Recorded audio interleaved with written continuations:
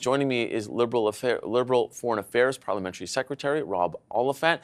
We have Conservative Foreign Affairs critic Michael Chong coming into the building, but right now we've got NDP Deputy International Trade critic Daniel Blakey. Thank you both for being here right now. Mr. Oliphant, let's start with you. That 10-minute exchange at the beginning of the G20 summit certainly has been leading to a different characterization in the Chinese media and by the Chinese foreign spokesperson. What do you make of President Xi's decision to confront Prime Minister Trudeau at the beginning there? I don't think I'll comment on President Xi's activities. What I do know is that the Prime Minister of Canada took the time and the opportunity to stand up for Canadians and Canadians' rights. He talks about values when he travels. He's an experienced G7 leader, maybe the longest serving G7 leader, I believe. And he is experienced in these situations where he went to this particular meeting and wanted to confront, obviously, concerns that Canadians have about inappropriate Chinese interference in activities in this country. That is his job. That is what Canadians expect him to do, and he can do that. Even as we say that, Canada and China have an important strategic relationship. Obviously, there are economic interests that are always at play in that relationship, and Canada continues to find ways to operate with eyes wide open anything that we are doing with China. But how does that relationship now move forward if China is accusing Canada of acting in a condescending manner? These are strong words. They're strong words, but I don't think we jump to any conclusions. I mean, every leader has their own domestic challenges to assert. What we do is we continue to talk about Canada's relationship in the Indo-Pacific, where we are developing strong partnerships. We came out of the ASEAN meeting as a strategic partner. That's been a goal. I've been working on that for 3 years, and this minister's been working on it. We are now elevated to the highest level of engagement in the ASEAN countries.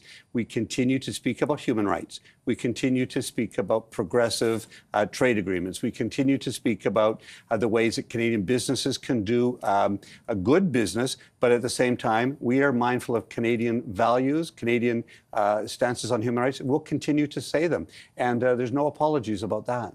Mr. Blakey, I wanted to ask you, is this one of those moments where you put partisan politics aside and you actually have to tip your cap to the Prime Minister for standing up to China like this?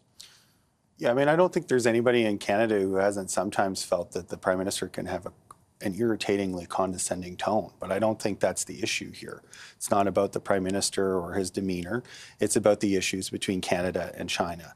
But in this case, does it look, in your mind, I mean, regardless of what you think of where Mr. Prime Minister Trudeau has been elsewhere and how he's spoken to people elsewhere, in this case, standing up to China like this, do you have to tip your cap? I don't think it's about the particular demeanor of the Prime Minister. I think it's about the issues, and I think it's important that Canada continue to push back against China on certain key issues.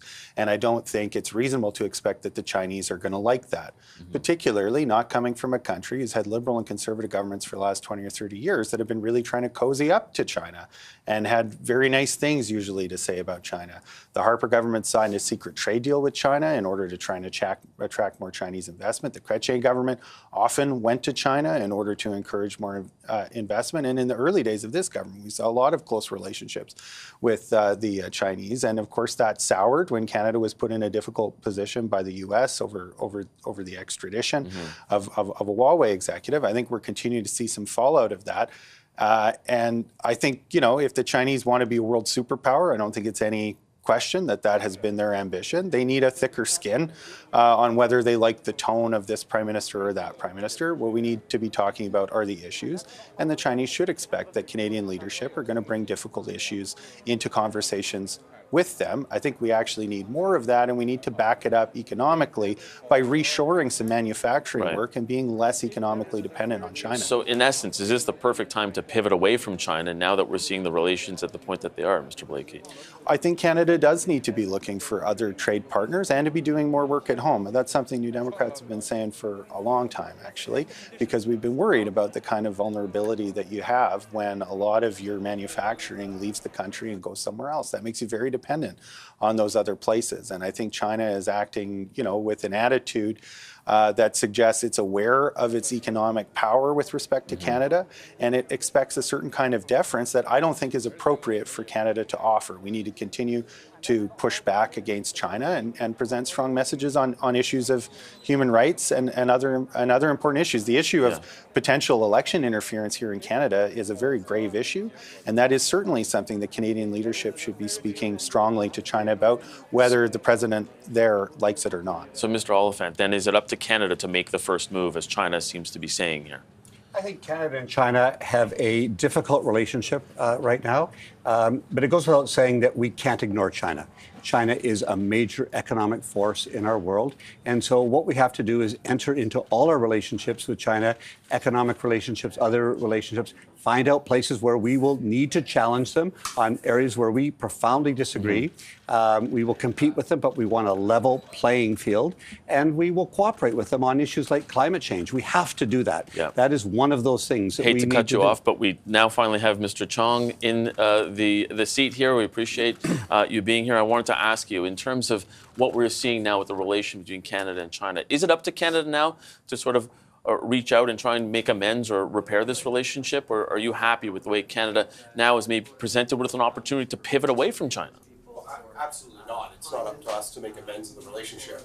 It's up to the government of Canada to take a strong position to confront the threats, the very real threats that China is posing to this country and its citizens. Just in recent weeks, we've had reports about illegal police stations from the PRC operating in Canada. We've had allegations that more than at least 11 candidates in the 2019 received illicit funds funneled through Beijing's consulate in Toronto.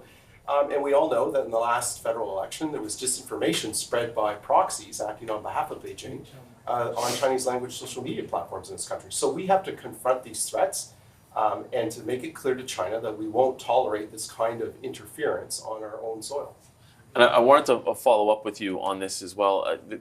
The question of what Canada needs to do now, because when you consider the fact that we do have, possible concern out there at the time, it was not too long ago when Canada, not to say that Canada was being a little skittish about it, but certainly when we had two Michaels that were arbitrarily detained in China, there was maybe a little more care put into it and careful language used with China.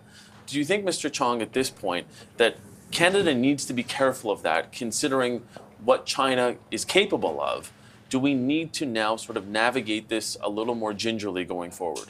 Not at all. I think, in fact, an authoritarian regime like China understands one thing, and that is clear, consistent positions from the government of Canada. I think when we're vague, when we're prevaricating on our position on China, I think the leadership in Beijing takes advantage of that prevarication, of that hesitancy. And I think that's what we saw take place in Bali. When China is confronted with strong, clear positions on part of other governments, it tends to respect those positions and act accordingly. But when governments are uncertain of themselves, unsure about what their positions are on a range of issues, Beijing has shown itself to take advantage of that, to divide people, and to exploit it for its own purposes. Appreciate it, Mr. Chong, Mr. Blakey, Mr. Oliphant. I'm sure we will have a lot more time to discuss this because I'm sure it is not over yet.